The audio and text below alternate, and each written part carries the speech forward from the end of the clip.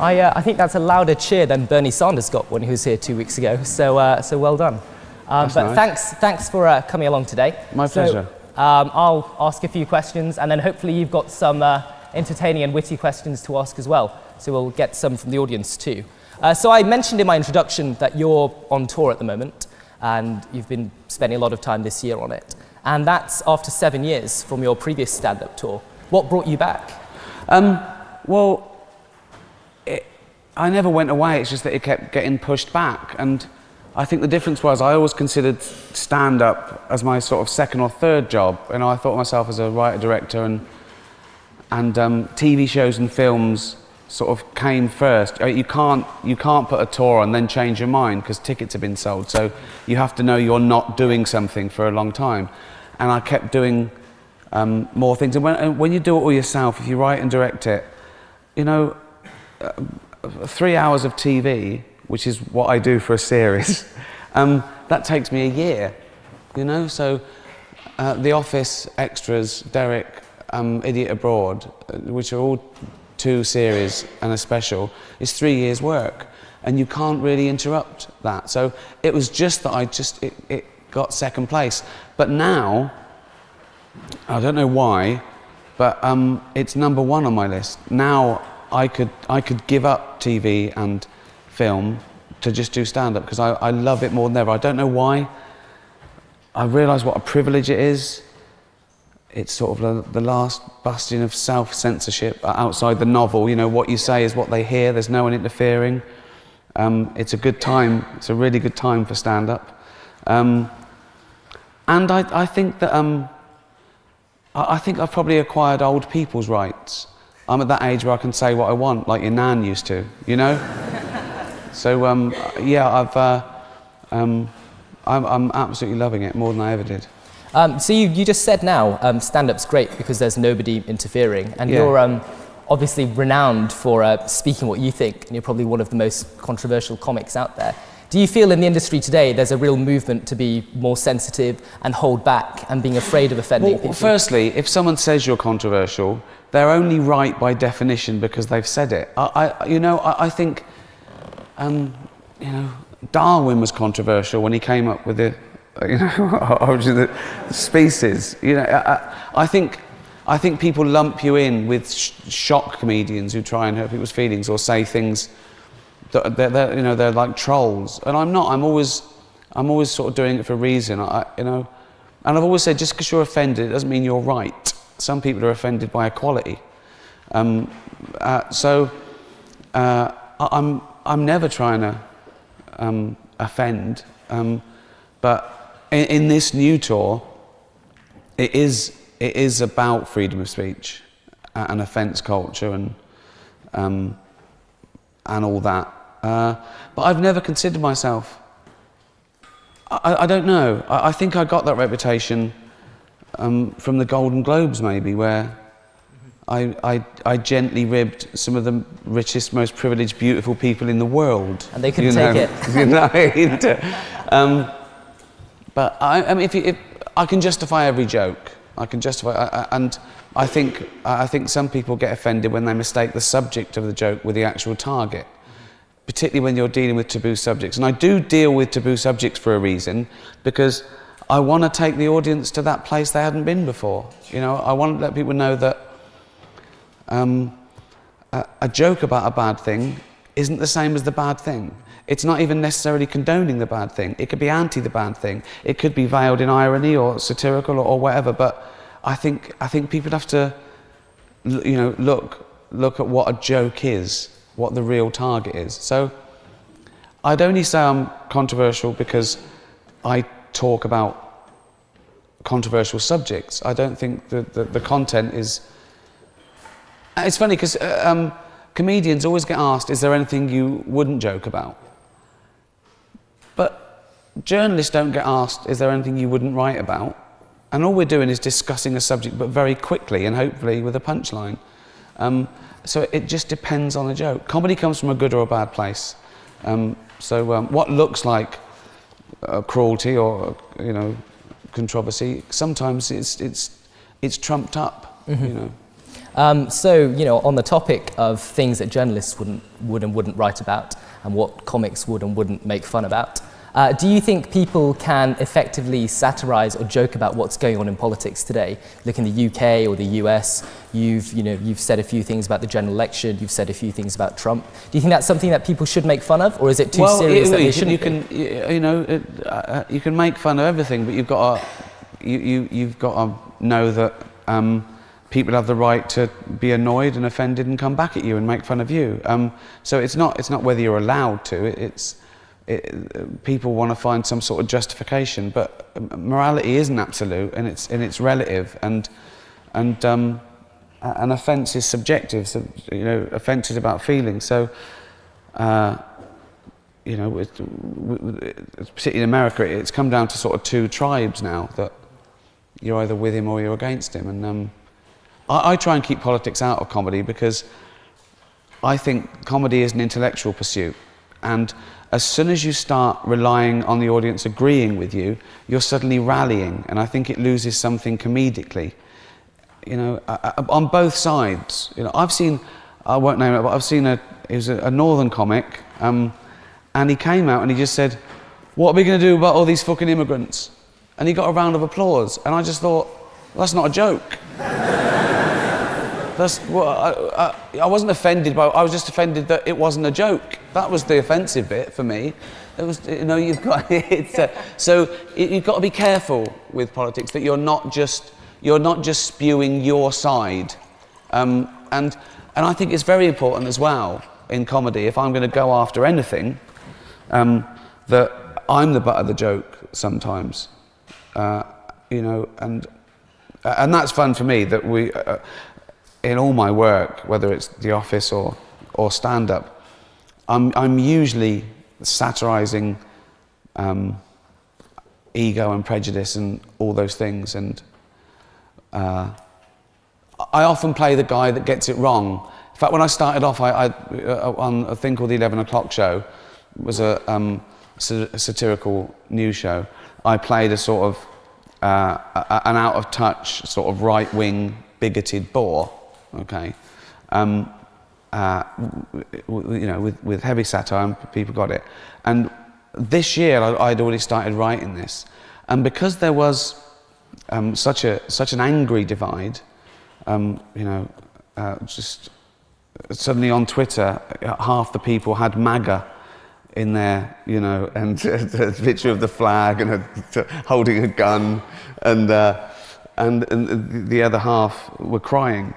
And I just thought, and now if I do that, and I sort of come down on the wrong side, ironically, I don't want anyone in the room for 1 second to think that I'm actually like that, because I didn't realise that people like that really did exist and were proud of it. And it's so funny now in the last couple of years that people think they've won something.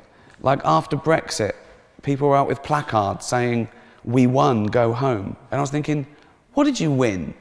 You had one vote, and what do you mean you won? It's there is a strange shift in mentality. There's a vitriol to politics. It's like they're validated, where they're but I do try and keep it out of comedy. Yeah, and one thing you're good for, and you alluded to now, is you're not afraid of dividing opinion. You're not afraid of some people saying I disagree with you and some people saying I agree with you. Is that something that's become more the case as you've gone on your career and you've been more successful? Well, again, it's if everyone's agreeing with you, you're in an echo chamber. You've just chosen your people to speak to. So, I did a tweet the other week that just said, "This tweet is controversial," and I did a poll, and it came up 50-50.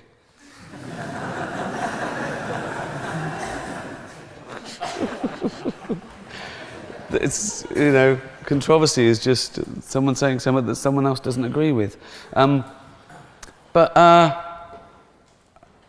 I don't know really. I'm never scared to talk about any subject, but I have to be confident that I've got something to say and what I say is fair. even if that, as I say, veiled in irony, by being unfair or stupid, or it's all a discussion. It's just a discussion, really. And I mean, the important thing for me is that no one has to laugh. In fact, I embrace the gasps as much as the laughs, because that means they were listening. You know, I think it's an offence is good. Offence makes people think. It makes them think. It makes them come up with another argument. You've got to come up with an argument, because I'm just tired of people saying I'm offended. I want to say, so what? That just means you're just telling me your feelings. I was like, I've got a pain in my knee. What do we do about it? Now, on the topic of your Twitter, I was looking on your Twitter page earlier. I think you've got over 12.5 million followers, which is a bit better than the union's, I think, paltry 27,000 that we're on at the moment. But and through your Twitter page, you talk about animal rights, you talk about other issues that are important to you. Is that an effective medium for change? Is that how people should be moving these days? No, it is. I mean, just practically speaking. Years ago, it would take you months, maybe years, to get 100,000 signatures standing outside Tesco's, for a petition, and that's the magic number, because that's when it gets heard in Parliament and voted on. And I've been part of 5, 6 different campaigns that have got that far. So it is good. It's good to mobilise people, because there's a lot of people on it, a lot of people browse it. I mean, a lot of it's nonsense, a lot of idiots on Twitter, but there's a lot of idiots on the high street, and you've still got to go there, And in my new show, I do blame Twitter for the beginning of the demise of, somewhat tongue-in-cheek, of humanity. I say I've lived through the best 50 years of humanity, and now it's going the other way. And Twitter was the one that sort of started popularity being more important than being right, and people have picked up symptoms of that in all walks of life, because it's all about likes, retweets, block someone that doesn't agree with you, so you create your own echo chamber, same as Facebook. It also started this ridiculous myth, my opinion is worth as much as your opinion. Now people say things like, my opinion is worth as much as your facts. I think that's just not true. It's just, So that is a worry. That is a worry in this post-truth era, that the more you say a lie, the more people will take it as the truth. It doesn't make it true, but... So what do you think should happen? I mean, you can't ban stupid people out there or wrong people from talking. No, of course you can't. And I like stupid people, because they make me seem cleverer. They bring the average down so far that they put me in like the top few percent. So I wouldn't have a thing said against. I mean, stupidity and ignorance is the biggest danger to humanity. It really is. I mean, that's a very broad thing to say, but I mean, there are some incredibly stupid people in the world. But as I say, I'm a big fan. I'm a big fan of their numbers and what they do to the average. So staying on this topic of social media, you've just said it's a great opportunity to organise people, get people together, and probably one good byproduct of your fame is that you're able to promote causes that you care about. Yeah. Is that something you feel all celebrities who occupy that sort of following should do? No, I never expect anyone to care as much as I do about anything, and I don't expect them to be surprised when I don't care about their thing. Everyone's different. I've always done this. People say, I've always cared about animal cruelty. Just, I suppose I had less of an audience when I was 20 or 25. No, I do it because I can't bear it. I don't know why. It's the one thing that's always sort of made my blood boil, and even to the point of depression, that, you know, that I just don't get animal cruelty. I don't get it. I don't get any cruelty, but at least people can speak. No, it's just it's, you know, it's just how I've always been. I've always loved nature and animals. I've always felt it was a privilege to have a wild animal, you know, or a domestic. But I just think when I'm at home, we've got a rule: if the cat is asleep on our lap, the other one has to get the drinks. We can't disturb it. I just don't want to. It's so lovely and peaceful. Yeah,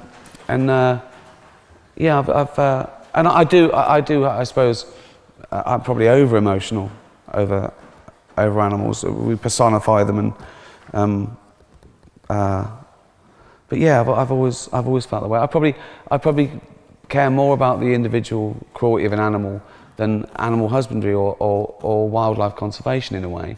I just think if there's the last 2 leopards, don't put them in a cage and try and save the species. Let them go, and okay, that's the species gone. But you know, I worry about the rights of the individual animal. Great. Well,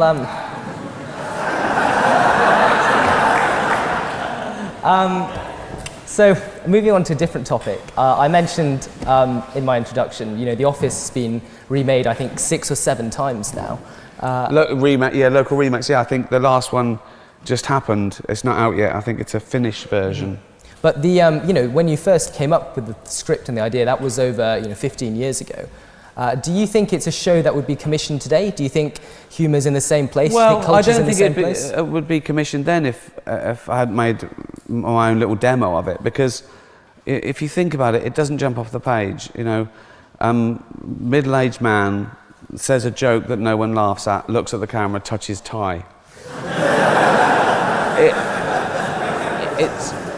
I think comedy's to be performed, you know.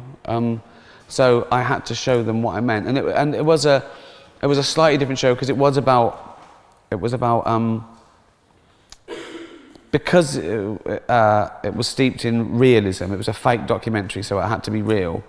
So did the dialogue. So did the characterizations and the way we speak. A lot of it's non-verbal. We stop halfway through a sentence. We go We use our hands. We look around. We don't look at the person. We look at our feet when we're lying. So it had to be seen, because on the page you couldn't tell what sort of person David Brent was. It's how he acts and why he acts. You know, if that had been a straightforward sitcom that wasn't a fake documentary, it would have been nothing. But when you realise he's showing off because he thinks he's going to be discovered, well, it brings it to life. Now he's a man-baby narcissist. But an early prototype, nothing on Trump. You know, he put David Brent to shame. And that's what the movie Life on the Road sort of looked into. It's how the world's changed in those 15 years, and he's an early sort of reality star, and by today's standards, he hasn't got the power nowadays. Because since then we've had things like The Apprentice, where people get on it by saying, "I would destroy anyone who stands in my way," and people go on Big Brother and they promise that they'll behave badly. And I just think it's an odd thing now that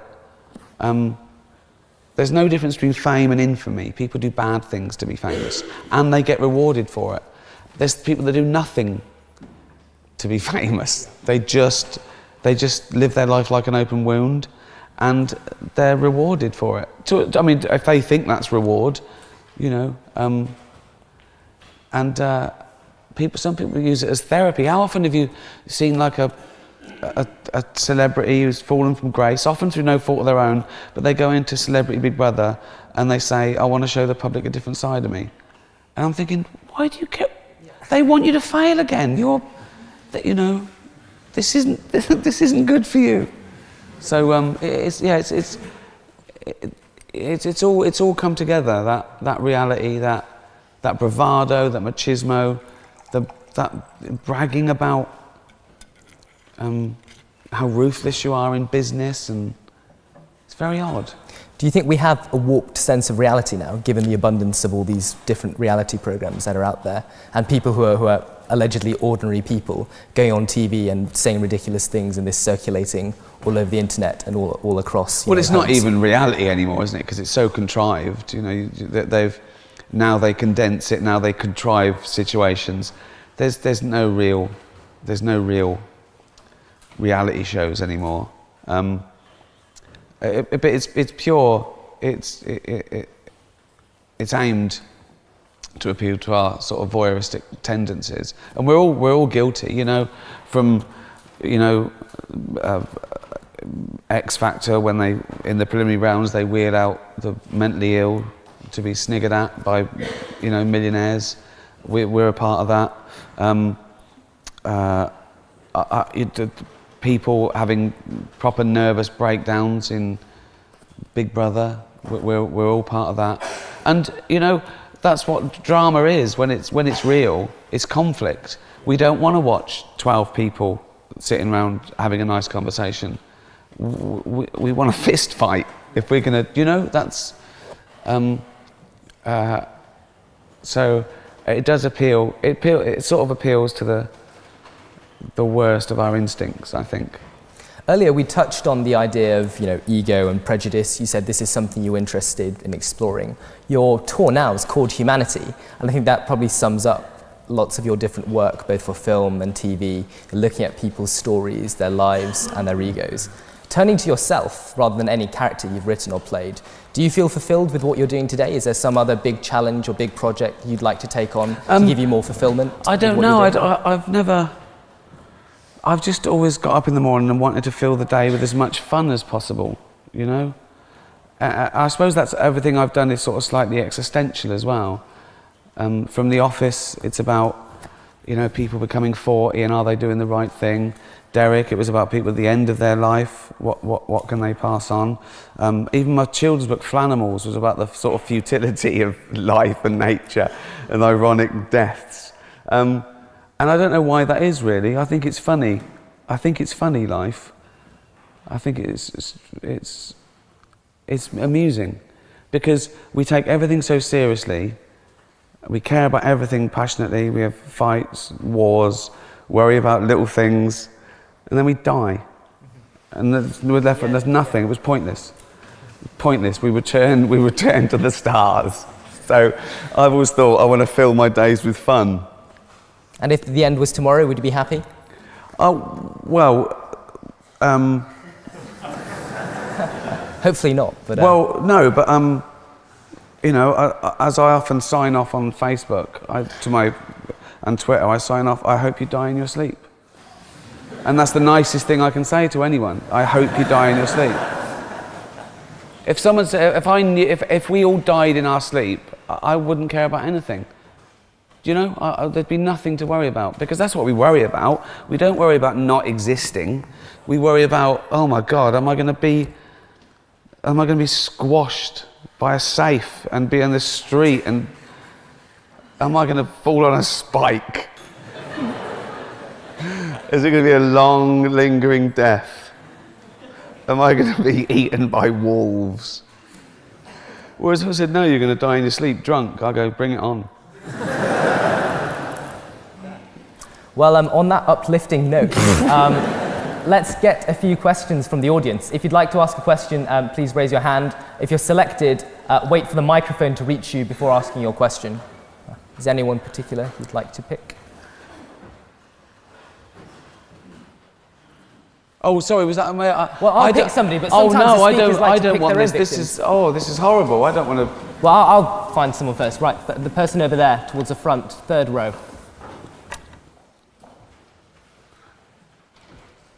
Can you see the Carl Pilkington radio shows coming back at any time? The thing is with that is, people ask me, and I do miss it, and I even now and again listen to some of the old ones. Did everyone hear that question? Is Carl Pilkington's, our podcast, coming back? I don't think it would work. I think Carl became my little public experiment. it was like a cross between... Because it felt so unscripted. It was unscripted. And it that was was totally what unscripted. was... That is real. It was unscripted. He was like my little experiment, like a cross between, I don't know. Have you seen the film Lawnmower Man? It was like, okay. A cracking reference to anyone who has. But I always thought that Carl was like, I'd found a 10,000-year-old caveman and shaved it, thawed it out, put clothes on it, and then tried to teach it sort of art and philosophy and science. And I think, because he had a good brain, I kept telling him, I said, you've got a good brain. You've got a good brain, you just don't use it, right? And, you know, he found things that interested him, which were spurious and often apocryphal or nonsense, just things on the internet, you know, baby born, half monkey, half... I was going, it's not true, Carl, it's not true. He'd go, look at him. I go, it's just a hairy kid. He's a hairy kid. He's 100% human, he's got a lot of hair. Says here he's half monkey. It doesn't matter what it says there, Carl, it's not half monkey. But I think he became sort of a little bit more worldly wise. I suppose it's that chemistry that you guys captured in that show. It's hard to replicate that kind of chemistry. You couldn't contrive it. It was, I discovered him, he opened his little slack jaw once and he said something and I just, my ears went up like that and I just thought, this guy's interesting. It's like I found him under a rock. So I don't think it would be the same. I don't think it would be the same. He's sort of retired now. It doesn't matter how many times I re-listen to it. It's still golden. I listen to it about, people send me tweets of like clips and I'd completely forgotten about them, but it's like the first time he heard about something that I might introduce a concept to him, and it's the first time, and I can hear his brain working. It's like a silence where, you know, he'd say things to me like childlike. He'd say things like, he said, what's the most amazing fact ever? I go, what do you mean? He said, tell me something that'll blow my mind. I said, well, the nature of infinity is pretty amazing. I said, okay, here's one. I said, there are as many even numbers as even and odd numbers put together. He went, no. I told him the theory that, you know, the model of the infinity, the infinite amount of chimps working on typewriters would write the it was Shakespeare. He wouldn't have that. He said, have they read Shakespeare? I went, that's nothing to do with it. I said, that's nothing to do with it, right? He'd go, I just don't think they do that. I go, no, no, take out cognitive reason. There's no choice. They've chosen monkeys to take out choice and reason. They're just hitting away like that, and he just couldn't get it. He couldn't get that it was a, yeah. So I think he's learned his lesson, and I think he's sort of content. I just don't think it would work now. Well, thank you, Ricky. Thank Cheers. you. Let's have another question from, let's go to the hand over there in the bright blue t-shirt. Hi, Ricky. Thanks Hi. so much for coming. Thank you. I wanted to ask, as a kind of aspiring comedian myself, you've had a really interesting background. I remember in an interview or a video with Chris Rock, Seinfeld and Louis C.K. talking about how you had a bizarre route into comedy because you wrote this, maybe the best sitcom ever, and then years later did stand-up. What advice would you have to aspiring comedians? Secondly, very quickly, are you going to work with Stephen Merchant again? Because I really miss all those projects you did with him. I thought they were amazing. Thank you. And finally, do you ever read the Facebook comments? And if so, are you tempted to reply to them? Right, okay. Okay. What was the first one? Let's start again. Right, yeah. Right, I'd say, well, no, it's funny because I've sort of corrected, that's true. When I got into comedy, I was already a comedian before I sort of decided I'd become a comedian. It just sort of happened. I went on the radio show and I was meant to be the head of speech. I had a normal job. I worked in an office for 10 years, which is what I based the office on. And then I got a job at a radio station. I was meant to go in and sort of be writing little things for the DJs. And because I'm so lazy, I thought, I'll just do this myself. So I went in, I popped up, I did funny things. And, you know, and then the bosses said, listen, you're rubbish at your real job, so just do that. And it grew, and I became like the comedy turn on XFM, got discovered by Channel 4 and all that. So by the time I did stand-up, I did think, oh, I should do that. And I went along, and my first 4 stand-up shows, I sort of wrote. I wrote them like I was doing, you know, like an Edinburgh show or almost like a TV lecture. And then I went out and I did it, and it was fine. This one, I've cracked it. I did it differently. I feel that I walked out with a few things on the back of my hand. I didn't use multimedia. I didn't use, you know, any structure, and I just talked. And I feel that I'm a stand-up for the first time. I feel that this tour, I can say I'm a stand-up. And the first 4 tours, I was in the ballpark. So I'd say, and here's another revelation that shouldn't be a revelation, it should be obvious. Stage time is everything. You can write and write and write, and it can be pretty funny and they can laugh, but if you do the stage time, it's actually doing it. I can't think of an analogy. There's nothing like it other than, okay, you could learn about making pots on a potter's wheel. In theory, you could learn it. You can watch YouTubers. You could be an expert, and until you put your hands on it, you know. I think that's it. You've got it's stage time. An hour's stage time is worth 50 hours writing if you haven't done it yet. It's stage time. It's just doing it. If you know, and if you could do it every night, you know, you might be getting. And it depends what you mean by good. Do you mean good, you're good and it works every night to 15 people? Or do you mean I'm good because I'm making money now and I'm famous and everyone loves me? I mean... The latter. Yeah. Well, then there's a whole lot of luck as well then. Okay, here's my advice. Work hard and be lucky. But I just think, you've got to have a passion for it, you've got to have a voice. You've got to find your voice. How old are you? 23. See, 23, right? You're young, handsome. What do you want to be a comedian for? Fuck you.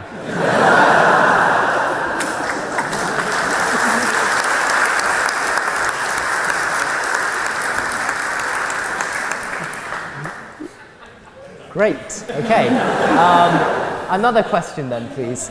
Let's go to the, there's a hand directly behind it on the second row with the glasses. Yeah. Hi. Ooh.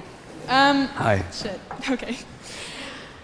With the adaptation of the British Office for American audiences, do you think that the humor was also adapted?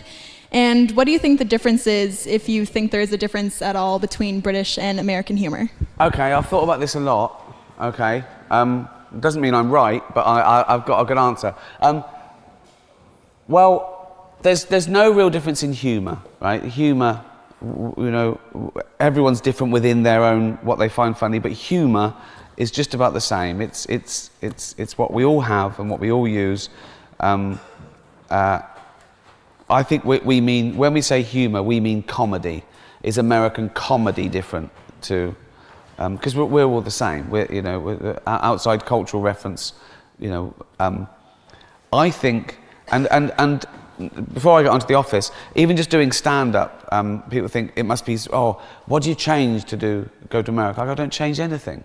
I don't change tap to faucet or pavement to sidewalk. They know what I'm talking about, you know.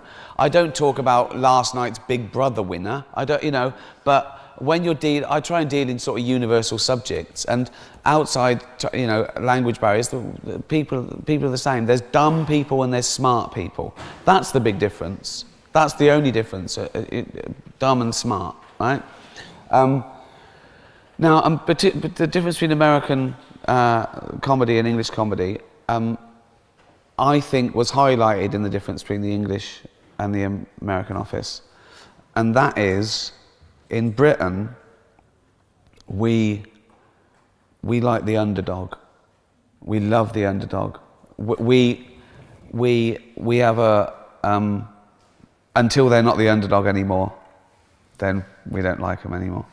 But we celebrate and we laugh and almost embrace failure.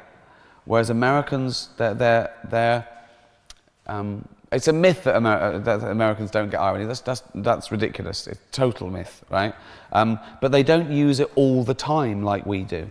Two British guys meet, they go, "Oh, nice haircut." They can't say, "Oh, you look good, mate." They go, "What is up with you? What have you done? What?" It would blow our minds. Whereas Americans, Americans aren't afraid of sincerity, you know. And I think that's the difference, because David Brent was so sort of bad at his job and awful, and it was so sort of depressing that American audience they wouldn't have quite taken that, I think. So we had to make Steve Carell a little bit nicer, more positive, possibly better at his job, a little bit better looking, but not too much, because that is the truth, and it comes down to expectations and optimism and all that, because Americans are brought up, and you know better than me, but I feel that Americans are brought up to believe they can be the next president of the United States. British people are told it won't happen to you, so don't bother. And I think that is it's raining, you know. So I think that is the big difference. That's the only thing I can see, and then when we're talking about the industry, it's very different. The amount of writers, the amount of money, that makes a big difference with what gets on television and stuff. But that's not to do with what you asked, I don't think. But I think people are pretty much the same wherever you go. If you're not being shot at and your firstborn isn't dying of dysentery, you know, we worry about the same things. We worry about what's happening in our world. You know, I've seen it all the time. If you're watching the television and the news was a country had just sunk, right? You'd go, "Oh my! You didn't get any milk." You know, you bring it back. You always bring it back to you, and people are that's the same anywhere. Great, thank you.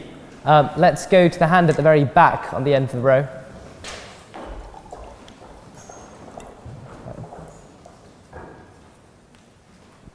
Hi, Ricky. Just want to say I'm a massive fan of all of your work, but also in particular Extras. That's definitely my favourite. Thank you. I just want to know if you, obviously I'm not expecting it's going to make a resurgence or anything like that, but if it were to, or if, you know, at the time one of the celebrities had said no, is there any celebrity or particular type of celebrity that you'd have liked to have caricatured that you didn't get the opportunity to? Or even maybe in the modern climate, is there anyone new that you would like to caricature as well? It'd be difficult now because everyone does it now.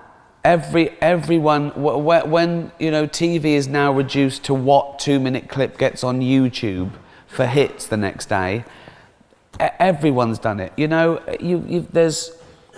I mean, when the President of the United States is getting into Twitter fights with reality stars, you know society has crumbled. So you know, we used to take really dignified people and break them down, like, you know, Shakespearean actors, or, you know, but now, who's left? Do you know what I mean? We'd have Mother Teresa doing carpool karaoke if she was alive now.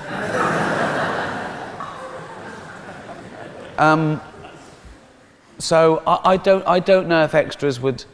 I don't know what Extras would have to do to satirise what's happening. Do you know what I mean? It was like a quaint time then. It was like people would go, "Oh, look, David Bowie pretending to be, well, look what the real president's doing," you know? So I don't think it would have legs. I don't know I don't know who you'd have to, who's left, you know. Obama did, you know, comedians getting coffee and cars with Jerry Seinfeld, you know. It's, I think that was of its time. And it's only 10 years old. Look what's happened in 10 years. What's next? So, although I do miss it, I really enjoyed it. But I did enjoy, you know, working with my heroes and having fun with those people and deconstructing fame. But the thing I enjoyed most about it is Andy and Maggie's relationship. I like the real characters that they were, and that's why I made it extras and not actors, because I think it had to be people on the bottom rung, looking at this mad world, and I think you always have to do that with comedy. I think you have to. There has to be a hill to climb. So I just don't. I don't think there's any place to go now with celebrities, and also they're so in on it now. They realise now it's like, oh, if I do that, then people will think I'm not really like that. They're too. Everyone's too willing to do anything to be on telly for a minute. That's the problem we have. You know, I just think people are told, oh, this will get 50 million YouTube hits. I don't know who's saying no anymore. I don't know who's saying no. Who are these people that, you know, David Bowie is great because it was the only thing he ever did. It was the last TV he did. You know, now that's special. But now, you know, people go on American chat shows and to show a clip, they play ping pong, you know, in masks or throw custard pies at each other. It's sort of like, okay, why are we watching? There's no interviews anymore. I don't know why they're called chat shows anymore. There's no chat. It's just a game. So maybe I should bring it back just to be angry. Great. I think we've got time for 2 more questions. So let's go to the hand in the middle over there, the white t-shirt. I'll answer faster, then we can get everyone who wants to ask a question. Okay. I'll answer fast. I know what I got. Okay. Oh, look. Hi. Because you haven't been on RHLSTP, I sort of feel the need to ask, would you rather date a man who was a 6-foot penis, or would you rather date a man who instead of a penis had another tiny man?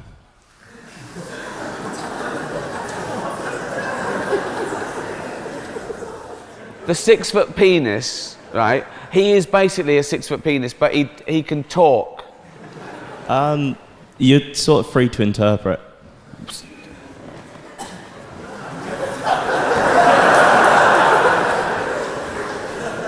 What sort of question's that? I'm asking you. You can't come up with a question and then back out. You haven't thought it through.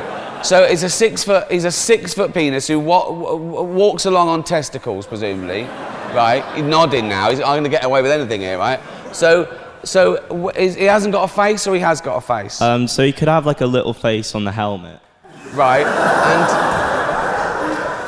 and he's got clothing and just his helmet coming out of his suit and tie. Okay, right. Yeah. And the other guy is a. Hold on. What? He's a normal person, except that instead of having a penis, he has a little man. And is this little man his own little man? Do I have to worry about him as well? What he wants to eat and drink? Well, like, surely you'd want to at least like converse with him, or no. Well, not in the restaurant. I mean, that is still his penis. It just happens to look like a little man. So, okay. So I think I'm. Why am I going out with men anyway? I'm heterosexual. We could reverse it. It's a 6-foot vulva, or a little what? Stick to the man. A what? Stick to the original question. Okay. Right. A 6-foot penis. Do you remember I was saying the world's changed? Did you ask Arafat this? Did you?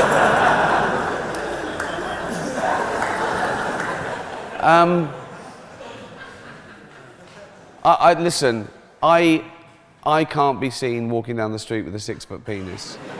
So I'm going to go and no one needs to know that my new boyfriend, for some reason, has got another little boyfriend in his trousers for me. Okay, let's move on to the next question.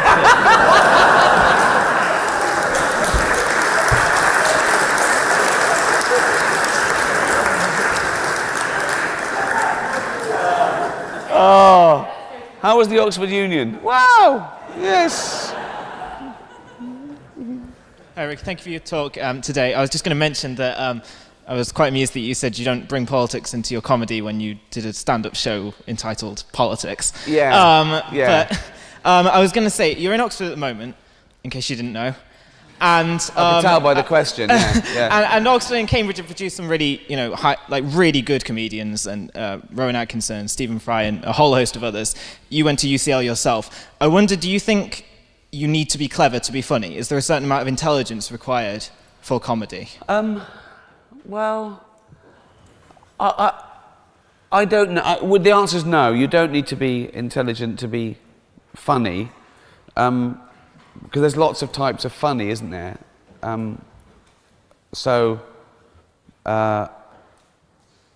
But if you're talking about, a stand-up comedian having something to say and making people think as well, then I think you certainly have to be analytical, and I think you have to have an angle, so you have to thought something out, and I think you have to have a certain amount of fairness as well. I think that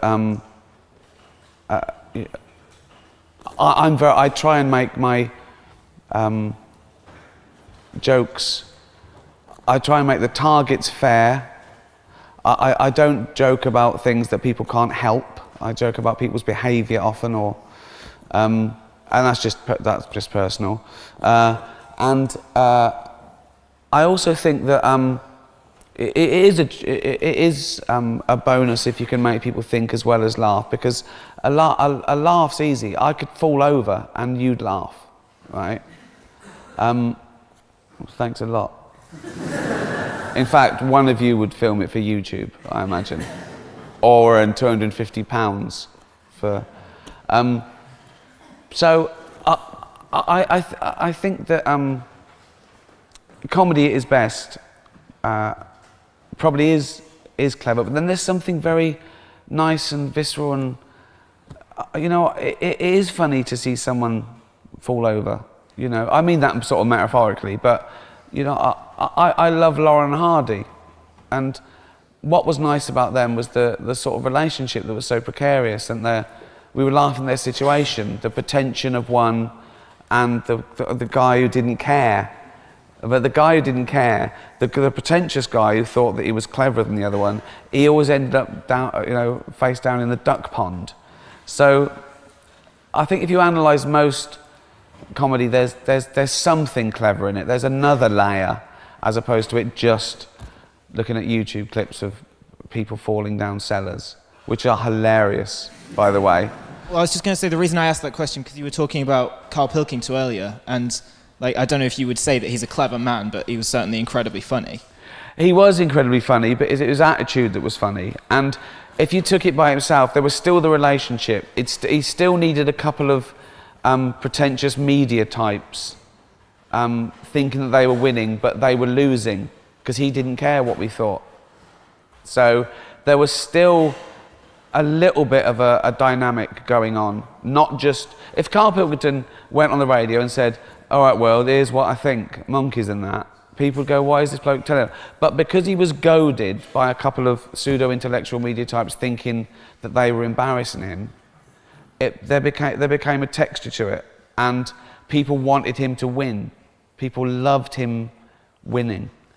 Winning was maybe making me laugh, or being proved right for something that, so there was still something going on. It wasn't just a man saying stupid things. So yeah, does that make sense? Yeah, I think so. Thank you very much. Okay, well, let's take one final super quick bonus question. So, these two. Sorry, go on. Choose one. Sorry. You. Three. Wait for the microphone. Okay. Now, I don't want the responsibility. Thank you. I was wondering about your relationship with Stephen Merchant and how the creative process changes when you're working with a partner versus... Very quickly, with any collaboration, I've worked with Steve, I've worked with Matt Robinson, I've worked with David Kep, and I always had one rule, which is let me get my own way or I'm sulking, and one veto and it's out. So what you don't do is you never come in with two different scripts and then fight for you work on something, and if one of you doesn't like something, it doesn't go in, because you don't want to be left with anything that one of you doesn't like. So often you might throw out 90% of the stuff, right? But the bit that's left, you both love. But other than that, there's loads of ways to collaborate. You know, team writing. You know, I think the best idea wins. I think that's what it comes down to. But if you're any sort of an auteur, then you sort of want to do it your way all the time. So there's always a compromise with one other person, with two other people, and two heads are better than one. But I always think that the trouble I have with collaboration is it doesn't feel like with team writing. There's less fun in it for me. I like the day, but I don't like doing things that didn't completely come up with or love. It's a difficult thing to say. I do it because it's fun coming up with stuff. So if I was in a room and I was, a chat show host and I had all these writers and they came up with everything for me, I wouldn't enjoy that, because the bit that's missing was the fun of me coming up with stuff. Does that make sense? That's the buzz for me. Having an idea, that's my adrenaline rush, and then trying to not ruin it. So just walking into a room and getting a script and then reading auto cue, that means nothing to me. And it can be great, and some people love it, and it can be lucrative, but I feel that even acting to a certain degree, I don't love as much as coming up with the stuff. So I just think it depends on what sort of person you are. I think I'm an egomaniac. Great. Well, unfortunately, that's all we've got time for, but thank you so much for coming along today. It's a great way for everybody to end their term. Thank you. And if you could please remain seated while Ricky leaves the room, but join me in thanking Ricky for coming along today. Thank you.